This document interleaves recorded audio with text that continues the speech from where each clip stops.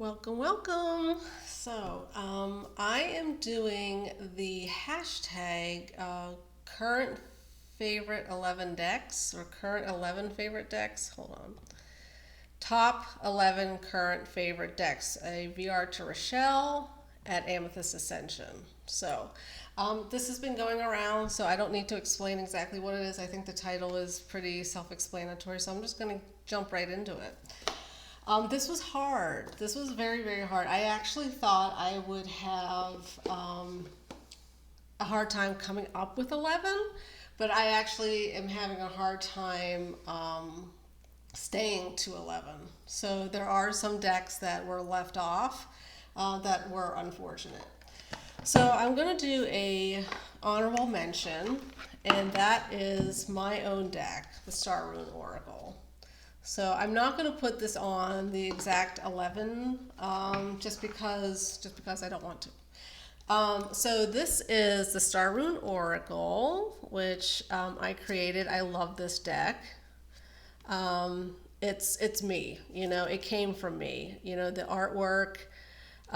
It is curated photography of different photographs along with astronomical photographs from like NASA and whatnot. But it's very meaningful to me. So I couldn't not mention this. But I also didn't want to take away from the other 11 decks that I wanted to mention. So yeah, that is the Star Rune Oracle. Okay, so honorable mention out of the way. So I'm gonna start with the deck that's most recent that I'm geeking out about, and that is the Lioness Oracle Tarot. I am in love with this deck. In love with this deck. See, these are the backs. Gorgeous. It's so beautiful. Like the colors and it's collage, and some people don't like collage. I love collage, and I'm loving it even more as more time goes on. But this is my jam. It's beautiful. It's feminine without being over the top. Effeminate. It's strong. It's rich. I think it's well thought out. The choice of the collage items that are in it. I just think it's gorgeous. And I couldn't, I mean, like some decks are like, oh, well, there's a specific meaning behind the deck itself that really speaks to me. And I can't say that exists with this deck, not yet. I just think it's gorgeous. And I'm just so compelled to grab it. Even though it's a little big for my hands, which makes it difficult to shuffle, I just think it's so beautiful and just really grabs my attention. So that is the Lioness Oracle Tarot, and that is by, I should know this. It's not on the deck. It's not on the box. Oops. So yeah, I don't know the name of the person who made it. Here we go. Written and designed by Alejandra Leon. Alejandra Leon. And beautiful, beautiful piece of art. The next one is another collage deck that I can't put down, and I have utterly destroyed the box. It's the Noisy Museum Tarot, and it's by a Green Witch. You can Google it, and it'll come up. I don't remember the name of the website. I never do. For some reason, I just can't remember it. But those are the backs. And it's more collage. And another deck that I just find aesthetically very compelling. And I just love it. I love the colors. I love the choice. Like there's a number of images in here. Like that's Lilith. There's a number of choices in here, and I'm like, oh yeah, this is my deck. There's at least one ancestor in here. And then Napoleon Bonaparte is in here. If you can't see, he's up on my wall. I kind of have a ridiculous obsession with the dude. And it has like a lot of, English and French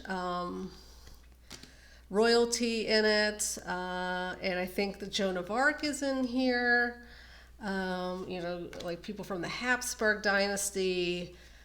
See, there's my ancestor, Charlemagne.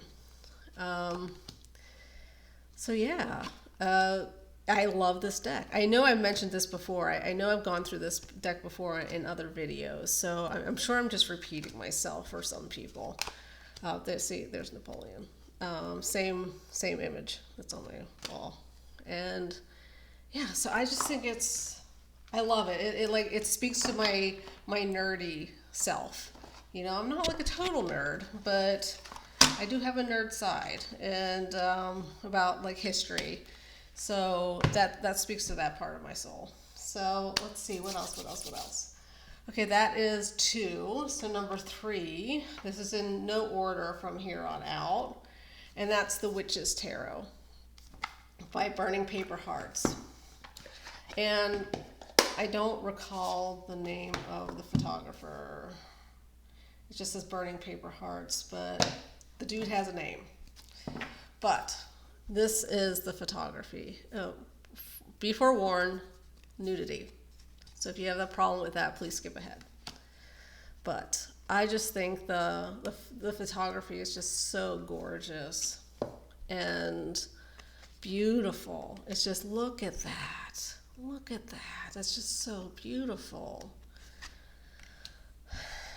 And it was a toss-up between including this one and including the Abyssal Tarot. That's still sitting up there, right there. And I went back and forth as to whether I should include it or not, but I didn't.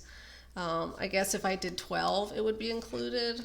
But I think this deck is so witchy, so sensuous, so erotic, so just really capturing just the beauty of the female form. I do wish there was more variety, more diversity in body shapes as well as racial diversity. I think there might be one non-white person in here, maybe 2, but the rest are white, and most of them are very thin. But that aside, I love this deck. So, yeah, gorgeous, gorgeous, gorgeous. And some of the images you really have to read intuitively. It doesn't, like there's Al Moon Racine's channel, Al Moon 513 or something like that. She does a really good video on this deck. So if you want to learn more of how to read with it, because it doesn't always match perfectly with the Rider-Waite-Smith system, but it overlaps. It can overlap, and to read it intuitively, you just go with what you get hit with. So yeah, that is the Witch's Tarot by Burning Paper Hearts. Next one is Leterre Marseille Waite. So of all the clonish, the RWS clonish decks I have, this is currently my favorite. I showed this recently on my channel. I think it was like what decks I'm working with now, and this was one of them. And I just love it. Nothing more than that. I love the colors. I love the illustration. I think it's really cute. And it sort of draws in, it teases in, the Marseille style. But it keeps more with sort of the boldness and lines and symbolism of the Rider-Waite-Smith. So, yeah, I mean, there's nothing more to say about that. These are the backs. I'm guessing I'm going to say that about a lot of decks, because a lot of it is just beauty. Like, I'm attracted to the beauty of it. So that is the Leterre de Marseille Waite. and by Emmanuel Eger and Alice Laverty. I don't know if I'm pronouncing those correctly.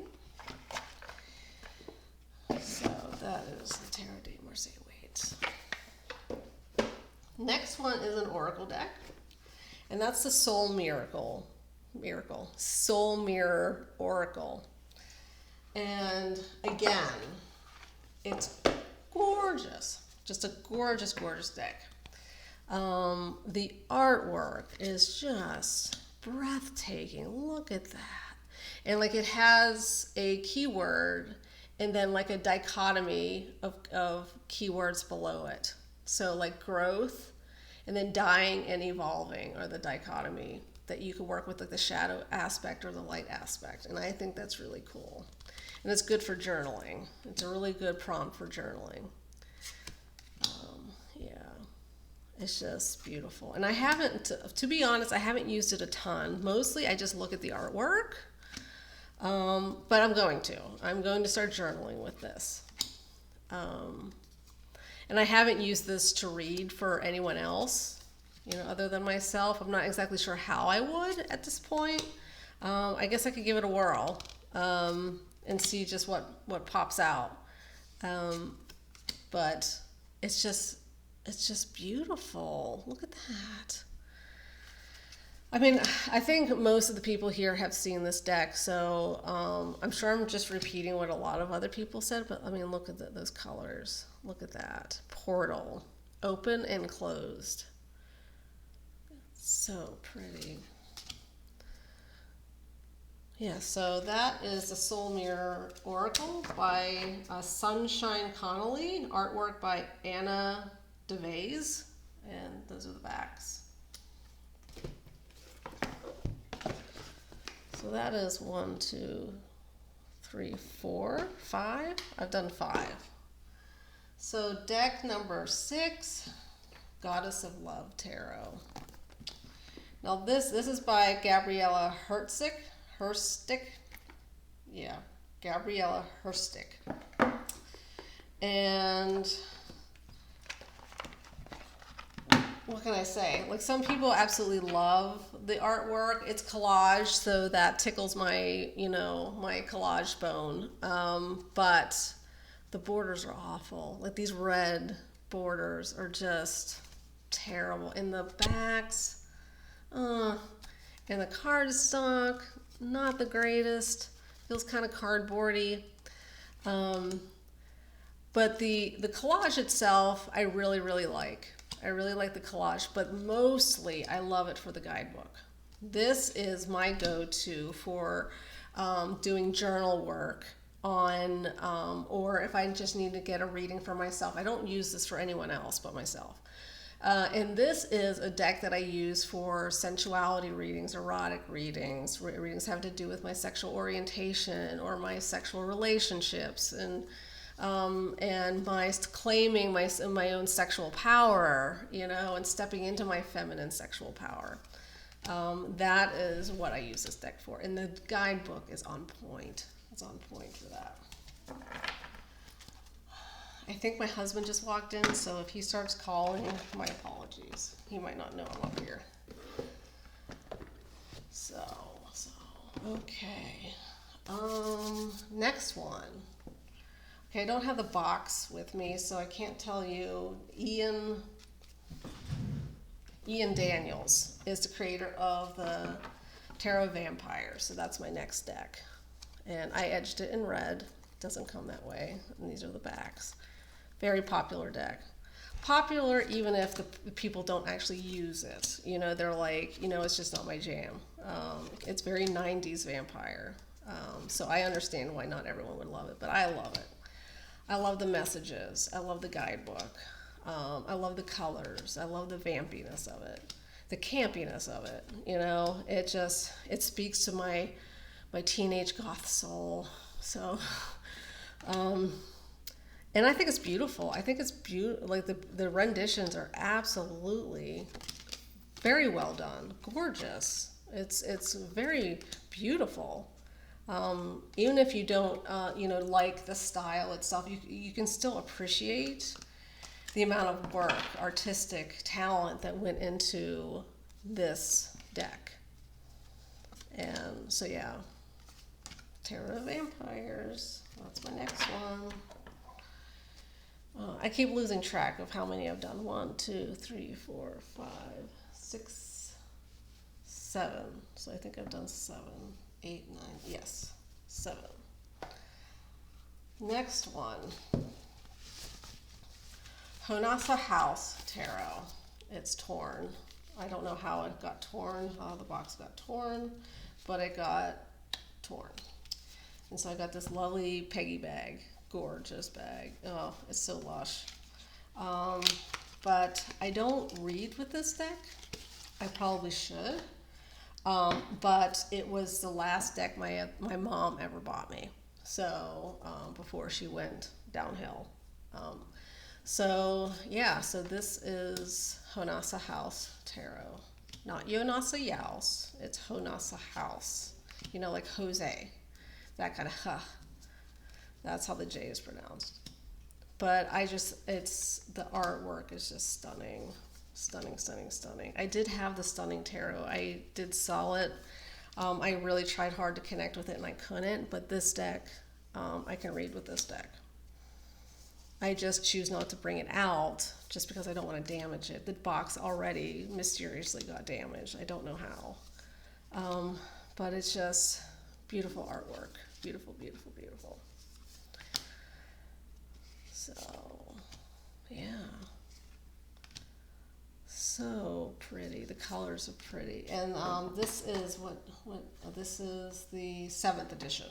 So this is the 7th coloring of it. And these are the backs. Just a plain, like, mulled wine color, burgundy, something like that. So that is Honasa House Tarot. Okay. Woo. The next one, Ritual Tarot. Another collage. Yes. Don't judge. So this is by Tierra May. Everyone knows this deck, so I won't belabor it because so many people have this on their list and have seen it a million times. But I love this deck. This is the marked edition, so these are the backs for the marked edition. And yeah, it's gorgeous. It's well done. It's compelling. It's thought provoking. And I just feel like I'm going into a museum, you know, like on acid. You know, yeah, that's it. You're on acid and you go into the Louvre. That's what this feels like. And it's cool. It's really cool. So that's, yes. So that is the Ritual Tarot. Like I said, everyone has seen this deck, and I think I edged this in black. I don't think it came in black. I think I edged that. Okay, now we're down to 2 decks, 2 left. The Super Lunaris. Yes, another collage deck. It's not as collagey as the other ones. It's far more blended than the cut and, you know, cut and paste kind of look. But this is a very this is one that I depend on. I go to read for other people. Like I have so many decks that I could read, you know, with for other people. Oh yeah, and Super Lunaris is by designed for person. No, it's not on the box. Okay, so yeah, this is beautiful, beautiful. Here are the backs. And it's just such an easy read because it matches the Rider-Waite-Smith so well.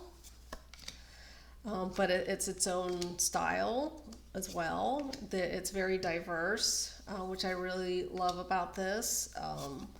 And so if I'm reading for other people, it's more likely they can see themselves in it, which I really appreciate. So yeah, so there's, you know, body diversity and racial diversity and age diversity. Probably not as much age diversity as there could be, but there's still age diversity.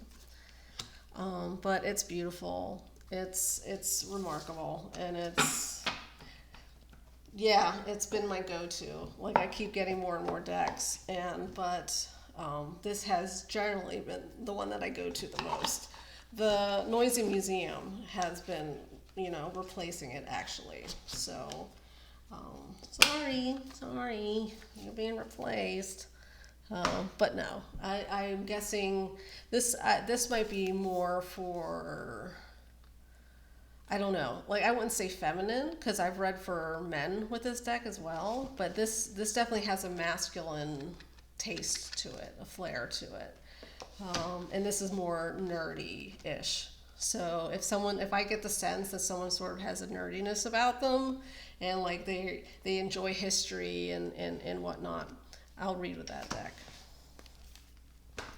Last one, another collage deck. The Textured Tarot. The Textured Tarot. And I just showed this on my last video, I think. And this is created by Lisa McLaughlin. So Lisa McLaughlin.